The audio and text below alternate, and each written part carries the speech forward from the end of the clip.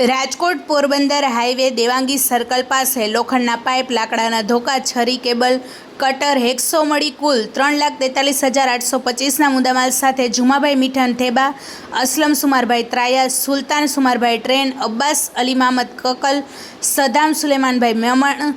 Zed જસબભાઈ ગગડા ઝડપાયા। એક આરોપી સુભાષ રાણા રતિયા ફરાર થઈ જતા શોધખોળ હાથ ધરી છે। પોલીસે વધુ માહિતી સાથે જણાવ્યું હતું કે કુતિયાણા પોલીસને બાતમી મળતા કચ્છ ભુજ બાજુથી ધાડપાડુ ગેંગ પ્રાણઘાતક હથિયારો સાથે બ્લુ કલરની મારુતિ સ્વિફ્ટ કારમાં કુતિયાણા બાજુથી પસાર થવાની હકીકતના આધારે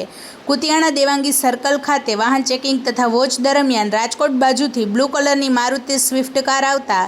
કારને રોકાવી ચેક કરતા કારમાંથી કુલ 6 ઇસમો મળી આવતા કારમાંથી ધાડ કરવાના હથિયારો સાથે મળી આવતા તમામ આરોપીઓ વિરુદ્ધ કુતિયાણા પોલીસે ગુનો નોંધી વધુ તપાસ હાથ ધરી છે।